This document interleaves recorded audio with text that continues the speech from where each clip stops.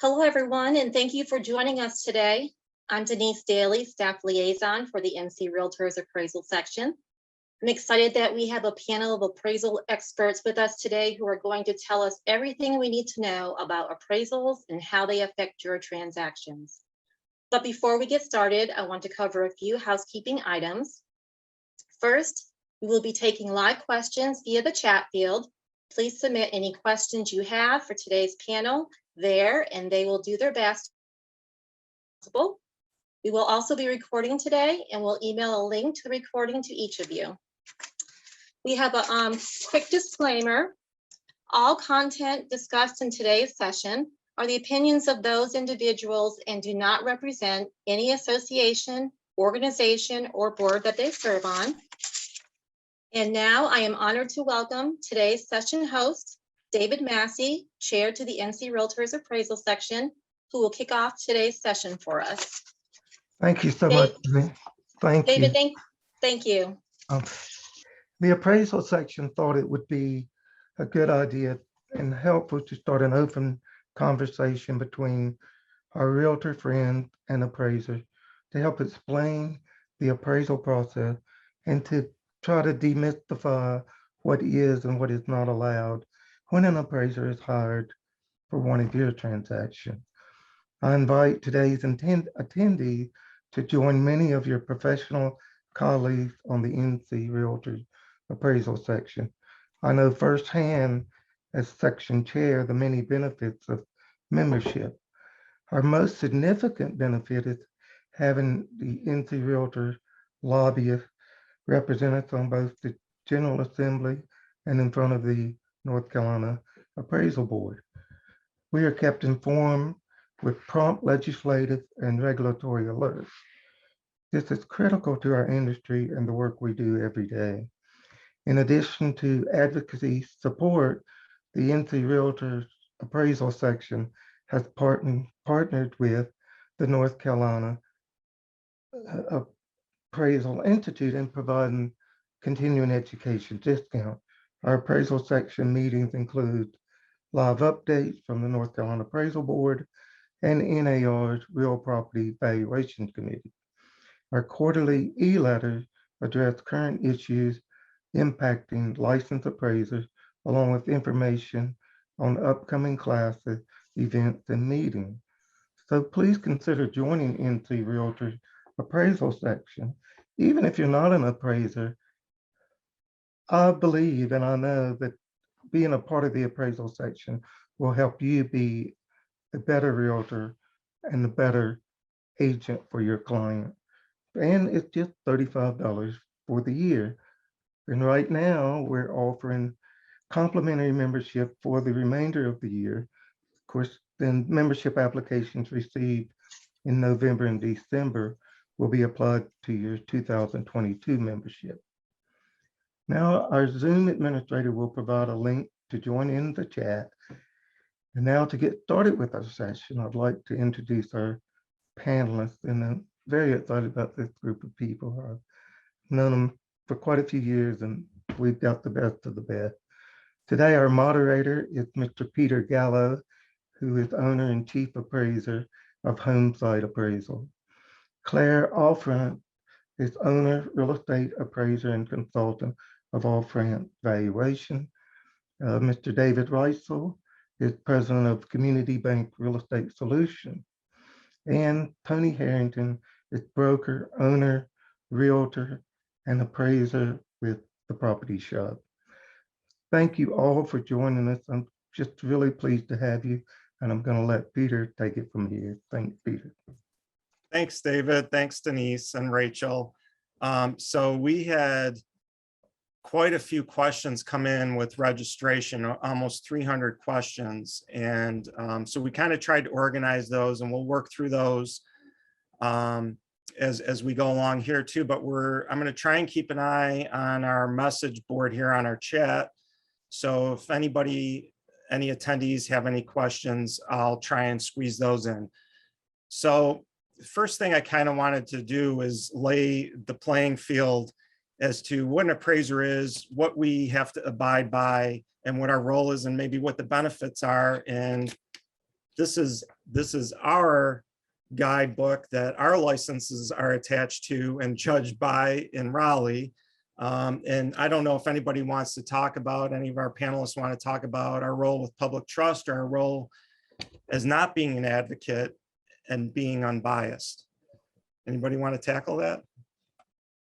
So Pete, I'll jump in just on that one again. I think you hit the nail on the head of we're here to promote and maintain public trust. Again, USPAP is here for appraisers and the all users of appraisal services. So again, our Bible, you did a great job of nailing that, and then I'll throw it to the others for comments they may have. It's absolutely our code of ethics, like the Realtors, for the appraisal section. And so it's a detailed book, and we do abide by that. And it's line by line on how we operate and how we have to transmit and negotiate, looking for comparables and all that data that we have to do within an appraisal. So it's our guidebook that we have to follow. Right, and I'll add, in USPAP, there is, there are guidelines, including appraisers have to sign a certification in every report with a list of, various things. We're not, there's no predetermined opinion of value. When we accept an assignment, we have no interest in the property being appraised. There are all sorts of things that we have to agree to, and that all goes into maintaining the public trust. Our job is to provide an unbiased opinion of value. Okay, so there you go. And that's who we are. And we are realtors as well. We're realtor appraisers, and a lot of realtor appraisers are also brokers and agents. I am, Tony is, I don't know if David or Claire hold licenses Yes. as well, but we're here as a resource as the appraisal section and as members of not only NC Realtors, but of course, National Association of Realtors and our local associations. So we're here for you. Seek us out, get our phone numbers, get our emails, and give us a call. We're more than happy to help you out. Just don't call like every day. But so let's talk about how appraisals are ordered. I mean, residentially, commercially, there's different types of reports that are ordered. We can get them private. We can get them through mortgage. Most of what I do is mortgage. So David, do you want to talk about maybe the ordering process, and we could start a discussion around that? Sure, I'll start that out. So your appraisals are ordered through the lenders, and again, whether that be a bank, a credit union, or a mortgage broker. And once that appraisal is ordered, some of the lenders use their own appraisal desk, so to speak, in-house to order, and others go through what's known as an appraisal management company to order their appraisals. And I think, even looking at some of the questions that were asked earlier, this is really a misconception as far as when this is something that agents can really help their clients with. Because again, I know the agent doesn't select the lender, but their client does. And they need to be aware, again, not naming any specific banks, no need to do that, or credit unions, et cetera. They need to know the process they use for ordering their appraisals. Again, they may use an AMC, and they need to know whether that AMC uses a preferred panel of appraisers. Do they bid their assignments out? All these things have an impact on the ordering assignment. So this is a benefit agents can really be. They need to know, I get calls from agents that are my friends lots of times and say, man, I went to ABC Bank down here and I got an appraiser that was 60 miles away. And, and I'm like, well, why does your clients, I'll keep going to ABC Bank. You know what the process is going to be. So again, not advocating for any lending institution, but on the residential side specifically, when they're going to a certain bank or lender or broker or whatever, you as an agent really need to be aware of their process, because that can really impact you. It has a great, great impact on your client, their experience. And David, I'll tap onto that. The days of years ago where we actually had the relationship with a lender, we were talking directly with the lenders, and we had that kind of relationship. through a course of laws and things that actually took place, we have a separation now where we don't have the ability to talk with the lender at all. The ordering process goes through either the appraisal management company, which is the third party, which takes it away from the lender, or if it's within the bank itself, then there's another group within the organization that actually orders it separate from the lender. So we don't have that communication. So there's a misconception that we have communication with that bank, and we don't. We're just basically facilitating messaging from the appraisal management company or the group that's ordering it on behalf of the lender, which is interesting to note. Claire, how do commercial appraisals get ordered? Is that the same type of thing, or you have closer relationships with your clients than maybe? No, yeah, same type of process. We deal with there are commercial AMCs or AMCs that do commercial properties, or directly through a bank's appraisal department. So same deal. Typically do not speak directly with a loan officer at the bank who's dealing directly with the client. And of course, we can do appraisals for individuals.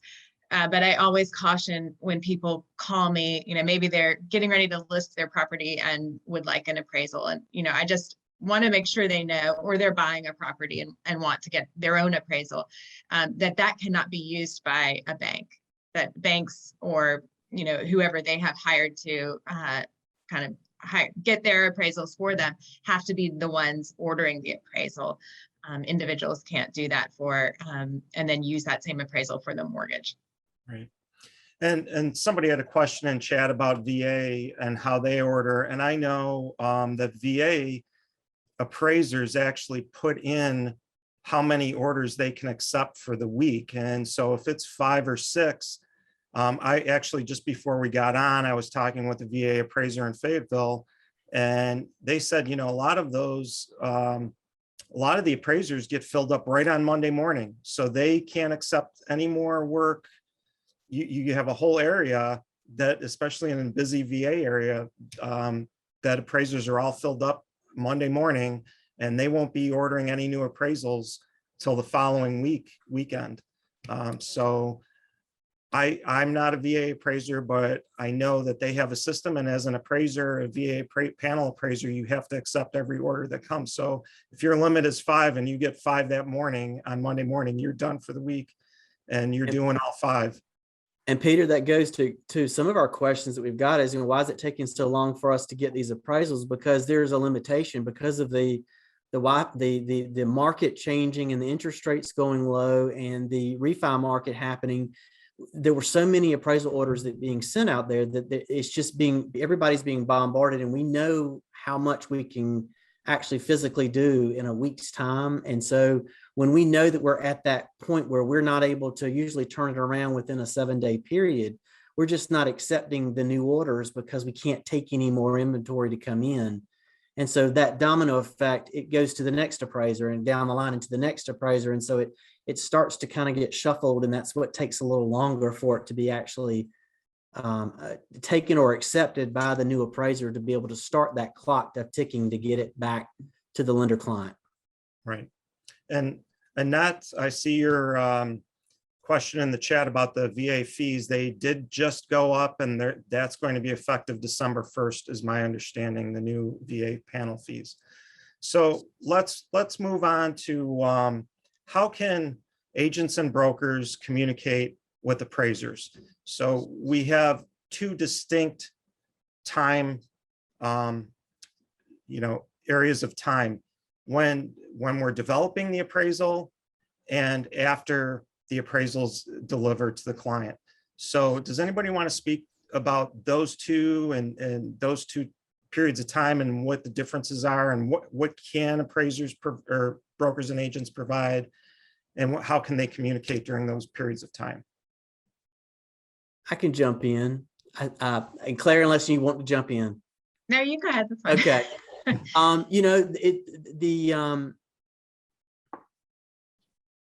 The orders as they come in are, and I've completely lost the question again. I apologize. Claire, I got you. I got off balance real quick. Repeat the question one more time, Peter. I'm sorry. So two periods of time. Oh, during yes, I'm sorry. development. Yes.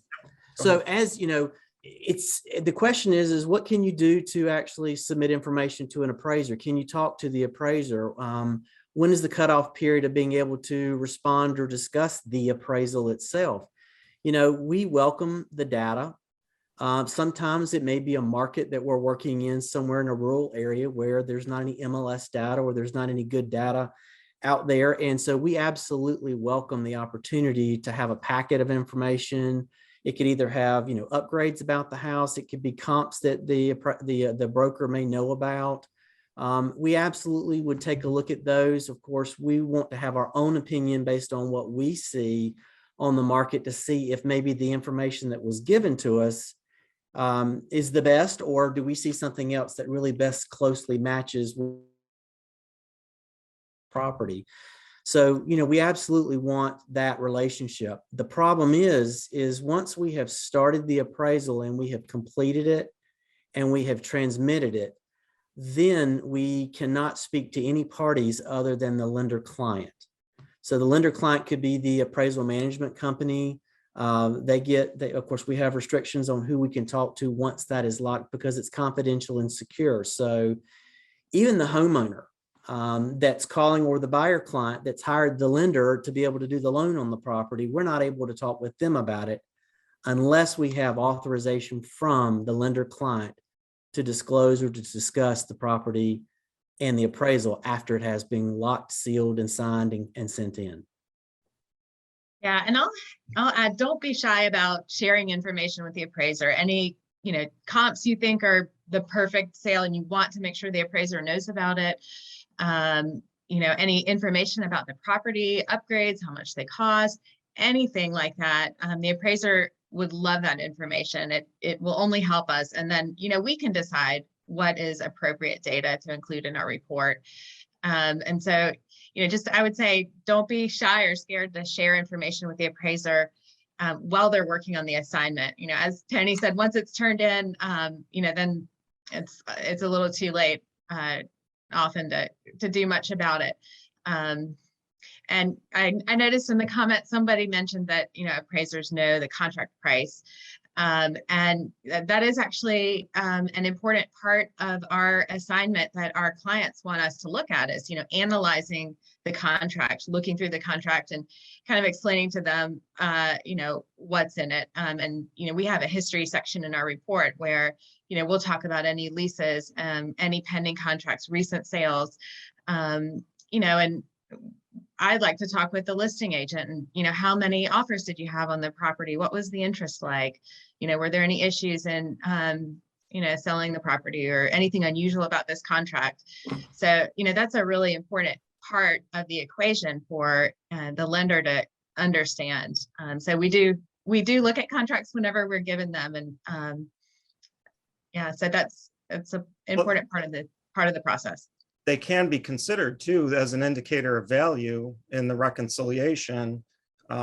Sale prices do, but you're not supposed to have you're not supposed to go in with that being a target. So David Reitzel, so you're coming, I'm the listing agent and you're coming to inspect the house and I give you my package and I say, okay, this is how I came up with my CMA. Here are my comps. We really need 392 because 392 is what the loan's based on, and that's what's going to work. But here are some sales in the neighborhood. So when I say that, what part of that is okay and what part is not? So again, the objective data with your package and anything you want to give, just to reiterate what Claire and Tony said, I want every little detail about the property that you know. Again, we're talking about residential, but you know, I want to know when the roof was replaced, give anything. But when you threw out the 392, Pete, little bit of an issue there because that could be seen as putting undue influence on the appraiser. And how some appraisers handle that, that's a gray area. Again, once you cross the line a little bit when you said I need the 392, but also, you know, there are appraisers that know that on your side of the equation, you may not be as educated in USPAP and what we do. And you can politely say, okay, the number's something we can't discuss, but I appreciate all the other information. And you may run into an appraiser that says, I feel like the pressure's too much. And they may now say, we got to start this assignment over. I'm stepping away. And that is their right also. And again, if Claire or Tony want to speak to that as well, but I'm a little more of, I know the client and maybe some of the agents aren't quite as educated in USPAP and our Bible, what we abide by. So I'm a little more lenient and just kind of goes in one ear and out the other on the stuff they shouldn't say. And in a polite way, just tell them, please, I appreciate all the other information, but we need to avoid discussing value. What about multiple offers, circumstances of the contract, going back to sale? I love that information. Please, that information is critical. Again, just like any occupation, some appraisers have a little more training than others, but when you go back to basic economic theory, that's critical. We want to know that. And again, we're going to look at, in this period of the way offers are and the values where they've gone. Again, it's our job to not create value, but to interpret it. And when we're interpreting the market, I want to know if there are other properties out there, there are other substitute properties and other listings out there, because that's an indicator of value as well. So any of that information is critical. And again, as appraisers, we're not perfect. Again, you may know that the house next door is sold, and again, maybe it's sold through Zillow and the appraiser didn't see it. But again, depending on how the home was exposed to the market, if it was out there with open market exposure, and that's part of your market, that could be a sale that we've missed. So any of that information, listings, other sales, that objective data is critical that we have it. Claire, did But you want to say- ultimately realizing that, we're going off of historic data. Yes. When we do the appraisal, it has to be historic data. I think we saw questions where, why can't we use pending or active sales? Well, when we do an appraisal, the lender client is going to dictate how they want to see in their underwriting certain styles of comparables that are used in an appraisal. And have we used pending or active sales as additional comps above and beyond the comparables that we've used to show a direction of the market? Absolutely, but not necessarily hanging our hat on that type of property because it is not historic yet. It is in present stay, and it's actually currently on the market, and it's pending, and we don't necessarily know the data to be able to show what it historically would have sold for. So note that when we do the appraisal, it's off of historic data of things that have completed and done. Yeah, and I like what you said, Tony, about, we do look at pending sales, listings, maybe the market, maybe my neighborhood was really, really hot a month ago. And now, if I call a couple of agents and they're like, we're not having any showings, now it's dead all of a sudden. I mean, that's important for us to know. And, we can look at what's happening, and we do look at what's happening currently. In addition to, unfortunately, sales are historic, they've already happened. And we do need to look at those as well. And so we have to develop trends in our reports anyways. And so we're going to see if there's a rising market. So that comes to adjustments, and something like a time adjustment. Actually, the GSEs over the past couple years have been encouraging residential appraisers to make more adjustments. They used to have variances that you could, as guidelines. You didn't want to do this. Now they've a while ago they did away with that. So let's talk about how we make adjustments. There's a lot of different methods, and commercial versus residential. What are you giving value for? What are some of the big components that you're paying attention to as an appraiser versus maybe something that's not, maintenance items versus real improvements that add to value? Do you want to discuss some of those? Tony, did you want to? Sure. I think that, I have an interesting story because I remember back in the 2007 market when we were really seeing that phase of increase in value, and it was happening specifically here at the coastal region pretty significantly. I would finish an appraisal, And I would do an appraisal and then it would be sold and I would do the appraisal again. And then the underwriter in Kentucky or wherever would say, how can you justify a 100% increase in over a month? And we were seeing it, you know, we were showing it with comparables and data, and it goes back to that historic data. But, you know, when you started seeing properties that would go under contract like new construction, which is a lot of what I do, and we do what we call construction to perm appraising, we would do the construction appraisal at the very beginning before they would build. And then by the time the build was finished, or let's just say they went under contract 7 months ago, and I'm finally just now getting a copy of the contract and the order to do the appraisal.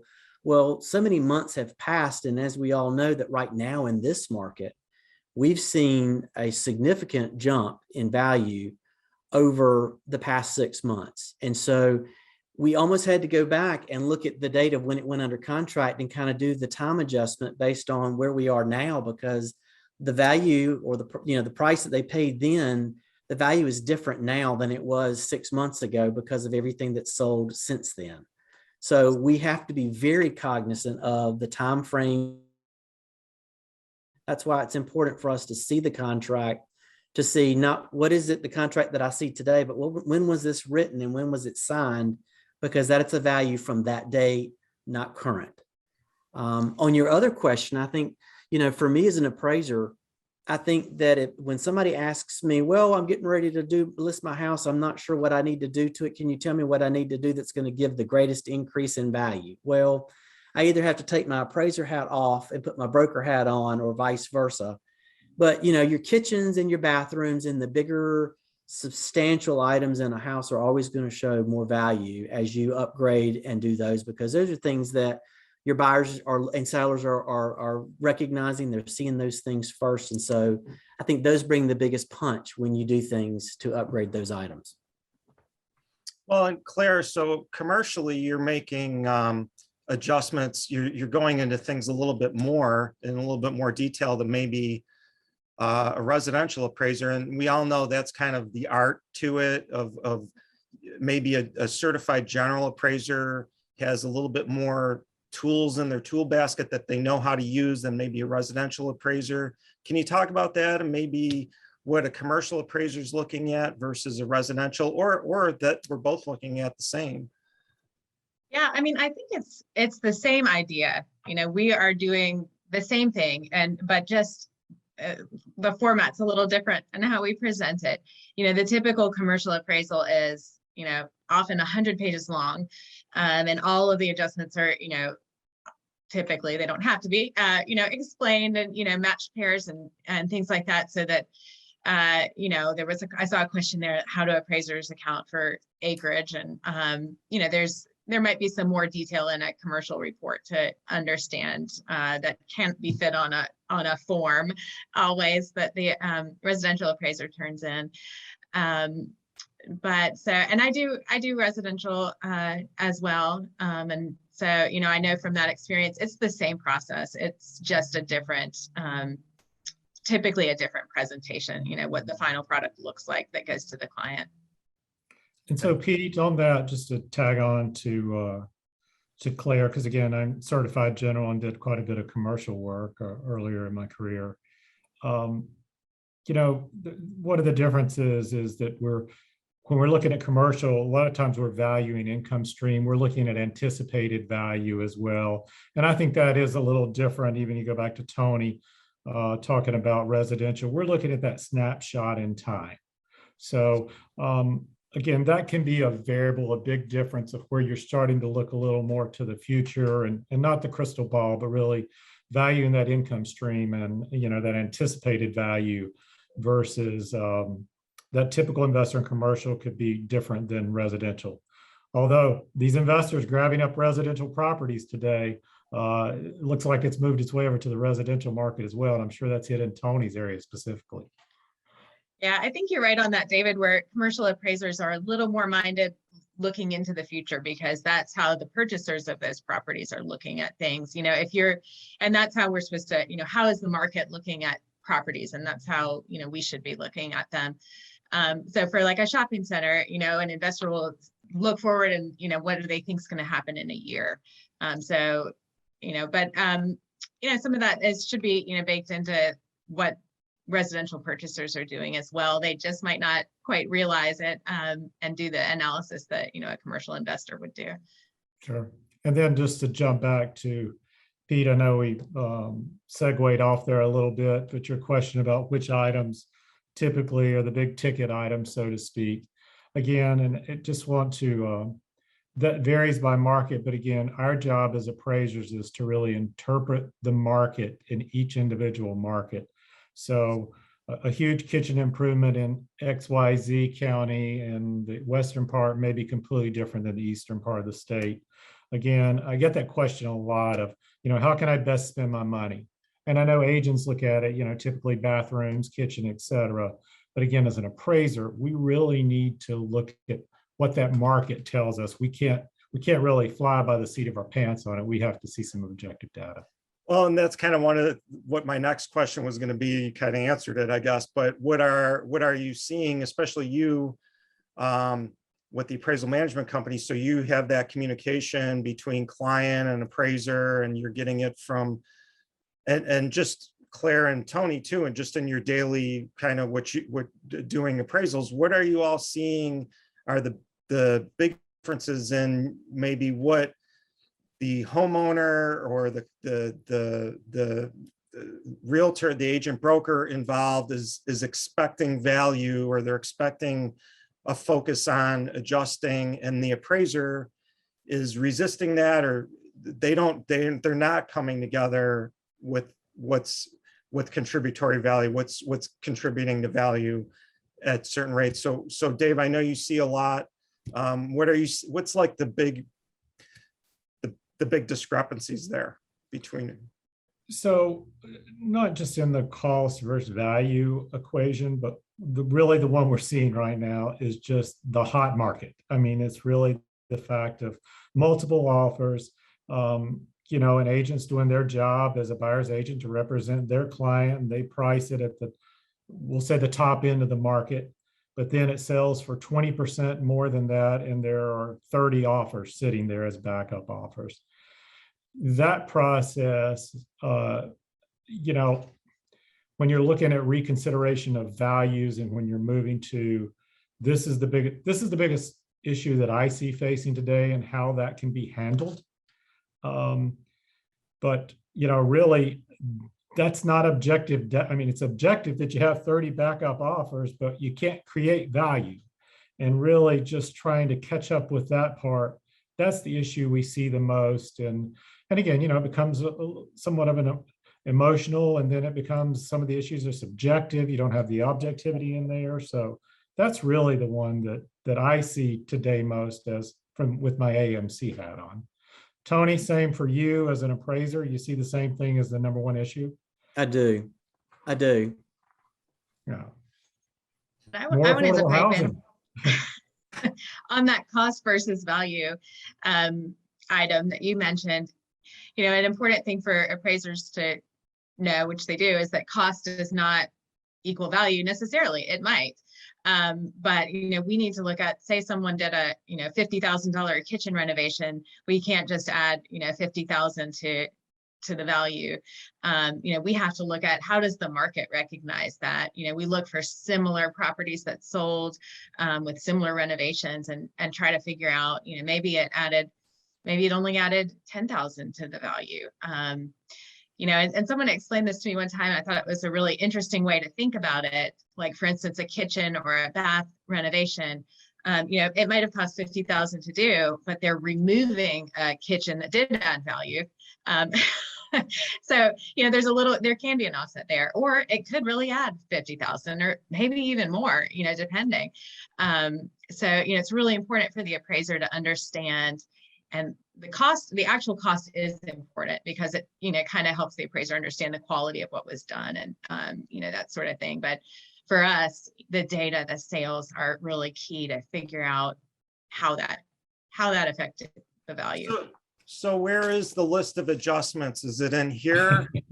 or where is that on a website somewhere? Where we I was could going go? to say, that's exactly which I was going to go into it. And Claire answered my question exactly when it comes to, cost doesn't equal the value. And I know 9 times out of 10, when we go to a house, the seller's trying to justify all of these upgrades and everything. And we tend to know as we go into this, what the comparable max is for the community. And so we start seeing these large numbers and everything, we know what they're trying to recoup the cost that they've put into some of these features, but it's really, what is the market going to pay for it in your community? Have you enjoyed it for the time frame that you have had it? And how does it translate into comparables into the other, if we try and match, if you had 2 houses right beside each other and they're both the same, you've got one house that's got the upgrades and the other house doesn't, well, the difference would be the upgrade. So that's a very simplistic way of looking at it, but that's kind of the way we have to analyze it. So, it's a tough, it's a tough road to hoe to understand. And I think it's always going back to the pool. Are you going to give me what it costs for me to put the pool in the backyard, which we know is not as necessarily going to be the case. So, Well, what about price per square foot? That's another thing that comes up all the time. Does price per square foot encapsulate everything? Or why is price per square foot not the sole indicator of value or sole indicator of adjustments for adjustments? So if you're looking at cost per square foot, now I'm gonna take my appraiser's hat off and I'm gonna put my broker in charge hat on. And 9 times out of 10, my brokers will come to my door and they'll say, this house, I'm getting ready to list a house and everything in the neighborhood has been such and such dollar per square foot. Well, if you have the way that we as an appraiser, we look at it a little differently, because we break off in the cost approach, which there are 3 different ways that we can value a property. With the income approach, a sales comparison approach, and a cost approach. And in the cost approach, we separate the land value from the dwelling in the building and anything extra that's happening with dwellings on the building, so on the lot. So as we look at that lot value, the lot value may be different for an intracoastal waterway frontage home versus a lot that's across the street from it that's not intracoastal waterway. So you can't go by the dollar per square foot all the times, because you would have to be analyzing a bunch of houses in a community with the same floor plan, with the same lot size and the same lot views to be able to really be accurate with a dollar per square foot, if that makes sense. So is an appraisal with more adjustments in it included versus a less amount of adjustments? Is that a better appraisal, or is that really, does it really come down to the comparables are really what matters? That's the foundation of a report, the selection of comparables and what's appropriate and what's not. And that's probably where when an agent or broker or whomever wants to dispute an appraisal, that's really the core of what they need to look at, not maybe so much the adjustments. So there's that. Would anybody like to comment on that? Or Yeah, Pete, just on, if you disagree with the value, each lender should have a process for reconsideration of value or rebuttal, whichever one that you wish to call it. But at that time, when you're providing data, it needs to be objective data. And that doesn't mean just send in, well, it's $200 per square foot in this neighborhood. You need to send some true comparable sales. And ideally, you do not pull the MLS spread for 300 homes in there that have nothing similar to the subject. Pick out the ones that really are objective and that you feel something was truly missed in the process. Because again, it can't rely solely on cost per square foot. Again, and that's, again, in no way, I'm an agent also. I don't actively sell, but that one is a frustrating one to hear, that everything in this neighborhood sells for $200 a square foot. How could it appraise for $175? And again, there are so many variables in a residential property that you can't just lump everything all into that one group. You can as a guidance, but it shouldn't be the end all be all. no more on that? Okay, so But So- Come on, Tony. I will sometimes get a request from an appraisal management company to review additional comparables that have come in after an appraisal has done. It's usually not for new construction, but it's usually for a resale. And what confounds me sometimes is that the buyer's agent will sometimes come and try and justify when a property comes in low under the contracted price, which it's where it falls based on the comps that of course that were available. But sometimes they're trying to fight that it should be a higher number, and I've never understood whose role is what. Because, you know, the buyer's agent is representing the buyer, and they're trying, of course, get it as low as possible. And the listing agent is representing the seller, and they're trying to get it as high in the best terms and price, you know, for that client. So that's an interesting dynamic. But understanding also that I can't talk with that agent unless there is approval from the appraisal management company or the lender client to be able to receive or share. And like David said, there's a process for submission of that data, and you have to go through the process. It's frustrating to the brokers because I'm on the other side as well. So bear with us and realize that we have limitations of where we can accept and discuss past a certain point. We'd love to be able to take a look at it, but it's got to go through the proper channels. And again, it comes down to, as an agent, where you can best help is you need to understand and know who your client is dealing with. Again, you know, we welcome that information and we welcome a rebuttal. We don't think we're perfect, and we want that information. It's not always like, oh, we know we're right and you're wrong. We welcome that. So again, you know, educate your clients on if they pick, you know, again, the client they go to for their loan has a lot to do with the process and the process these lenders and clients utilize. So I kind of went backwards a little back into when you can talk to an appraiser and disputing an appraisal. But one of the things I was kind of moving towards was also selection of comparables. When you have a unique property, we're getting a lot of questions about how do you select comparables, and that's going to be same but different, again, residentially and commercially. That's, I think, a very interesting kind of area to talk about. So residentially, what are versus commercially? So what are we looking at first, maybe, or in general? If we have a unique property and that comes up more in commercial, it's usually one off. Everyone's different. Where residentially, it might be a little more similar.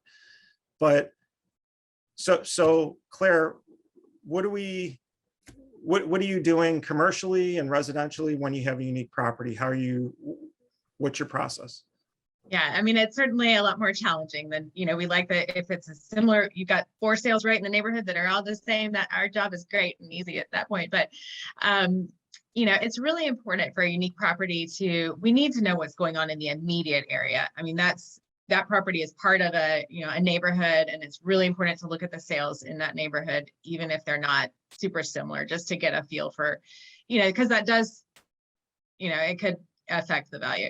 And then, you know, we need to spread out further and try to find the, you know, similar comparables. You know, if it was a 7,000 square foot house and there were, you know, 800 square foot houses all around it, that's not really going to tell you much about the value. So, you know, we do have to spread out geographically, and sometimes also go back in time and, you know, try to see maybe there was a proximate property that sold, but it was 5 years ago. And, you know, so there are a lot of different ways to do it. And I don't know that there's really a right or wrong answer. It's like you said, you know, USPAP doesn't say okay, now you go out 30 miles, or, you know, that really comes down to the appraiser's experience and expertise to, you know, try to determine what's appropriate there to, you know, we need to provide a credible opinion of value. And so, you know, we do what we need to do in those instances. And, you know, sometimes appraisals take longer than typical because of all of that research.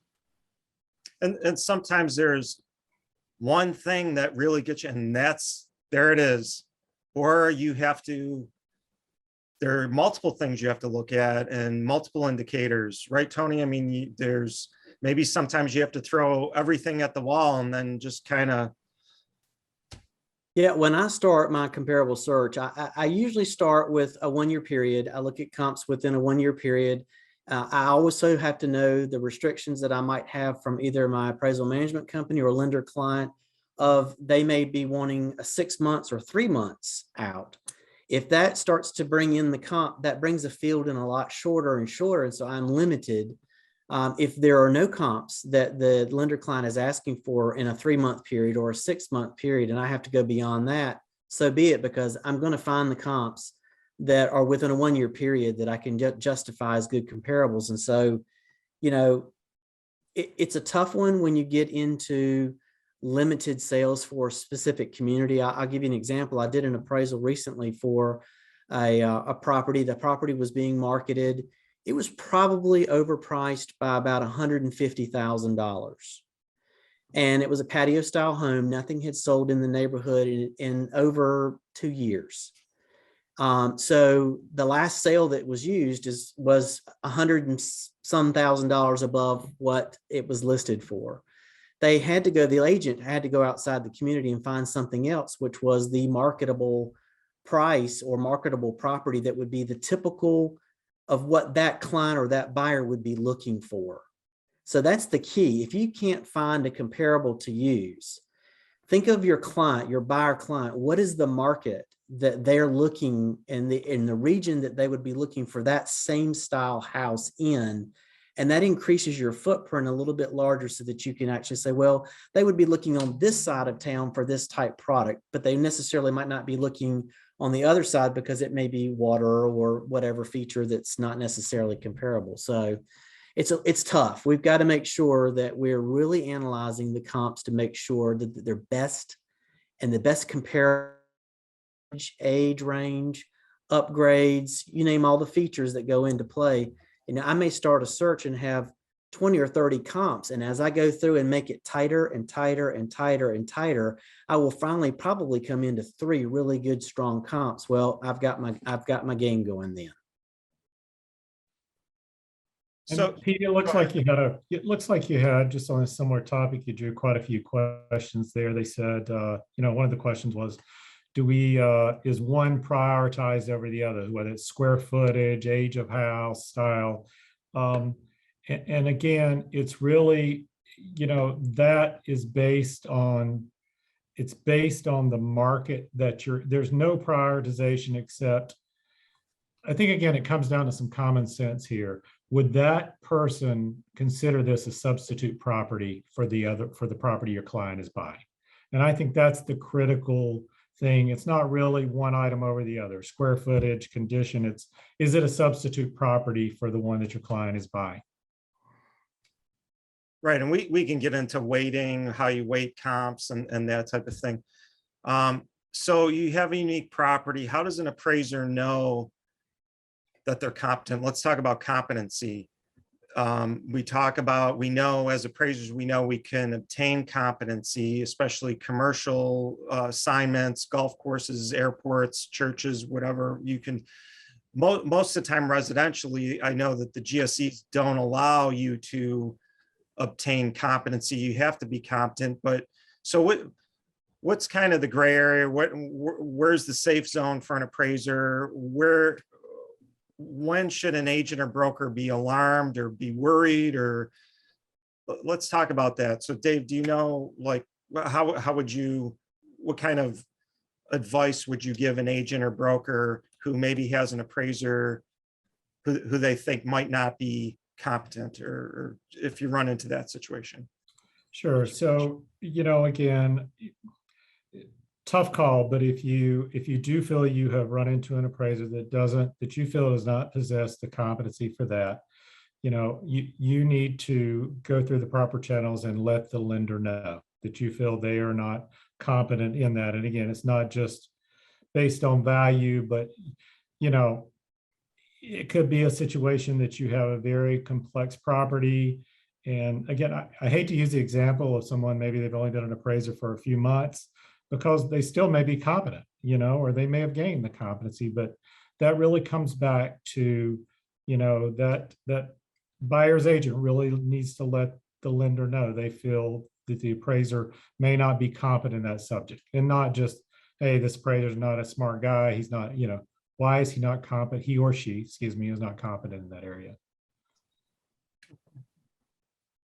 I think And that go one ahead. thing that's complicated about my market, which I'm on the coast here in Wilmington, when somebody comes into, there are complexities with zoning that if you don't know zoning and zoning issues for some of the barrier islands and some of the island cities, then you could be appraising something and having the whole wrong value of the land and the opportunities that could exist with that property by not geographically knowing and understanding that market.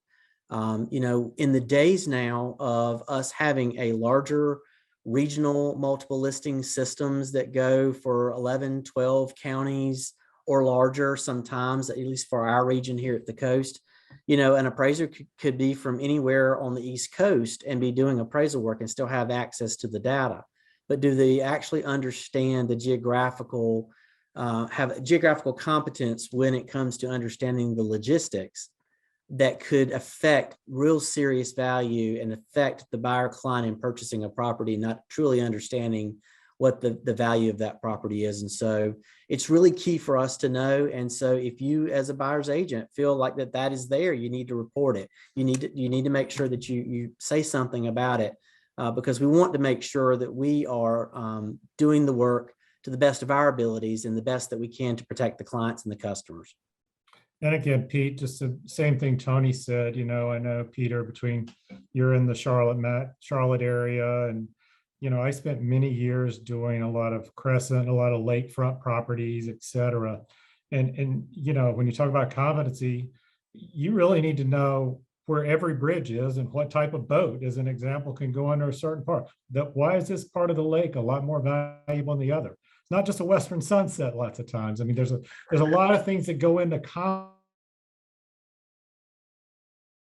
those things are objective things. If you have an appraiser that does not understand those, there could be an issue there. And so that brings up neighborhoods. So, and again, commercial versus residential. So Claire, when you're looking at developing, or how do you approach your neighborhood and defining a neighborhood? And what do you incorporate into that thinking when you're developing that? What can you consider? What can't you? What's important? Maybe what's not so important? Yeah, so for commercial properties, I could be appraising a really unique property, maybe a cold storage facility, or something just. There are not going to be sales necessarily in the neighborhood, and you could use sales all over the East Coast sometimes for properties, or super unique properties. Sometimes people use sales all over the country. So it's not quite the same in commercial, where we're always looking. Of course, if there are similar ones we want that are close by, those would be great to use, but it's just unfortunately not the case a lot of times. Right. So, and residentially, you're looking at, an appraiser's looking at maybe school district, at what can we look at and what can't we look at, and what does have value and what does define a neighborhood and what just doesn't. I mean, there are certain school districts where you go across the street and that's on another school district, and it has a high impact on the value. Are those things that we can consider? Because they're.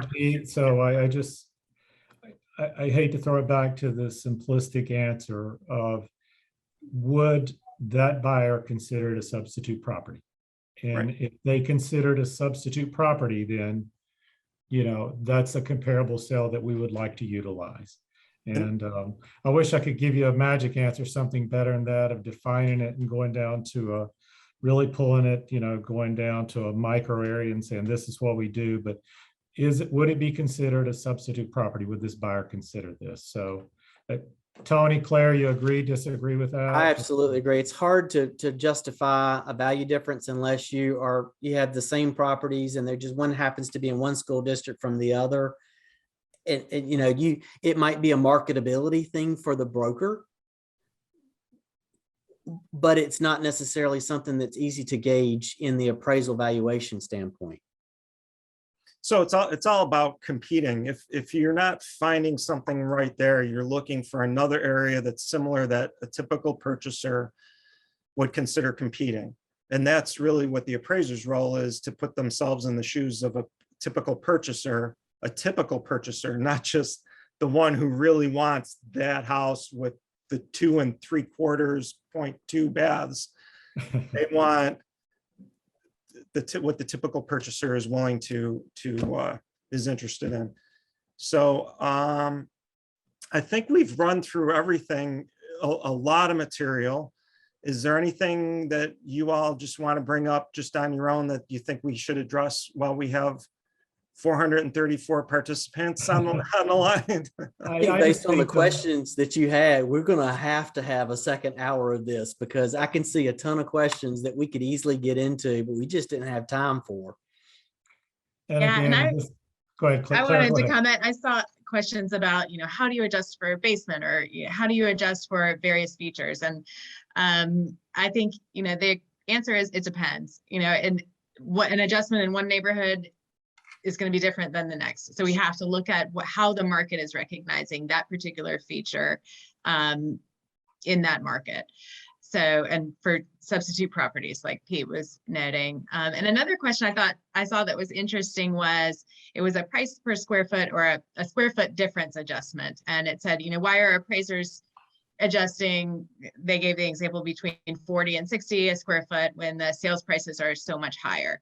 And I think, that's something that confuses people, sort of how appraisers do that. And a good way to think about it is, there can be, if there's 100 square foot size difference between two homes in a neighborhood, they may sell for just a very, very slight difference, not $100 a foot or whatever the actual sales price is for each of the homes.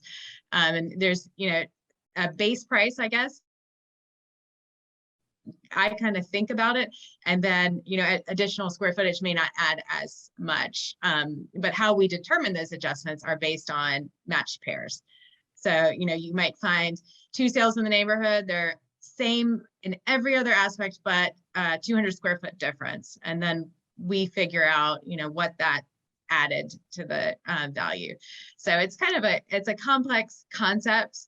You think if it's a 500 square foot difference, then it should be, a certain number based on, what homes are selling for, but that's not exactly how it works. So I don't know if I don't know if I made that more complex than I needed to, but what are you talking about? Yeah. But I saw that question, and I thought that was a good question that I would try to answer for you. So hope I helped.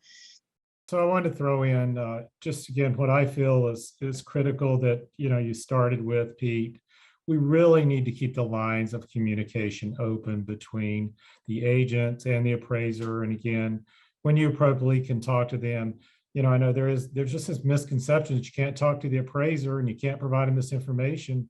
And that's really it's just incorrect. It's just out there kind of as an old wives' tale or something. But keep the lines of communication open is what I feel is critical to all of us being successful. Because again, it makes all of our jobs a lot easier when we can do that.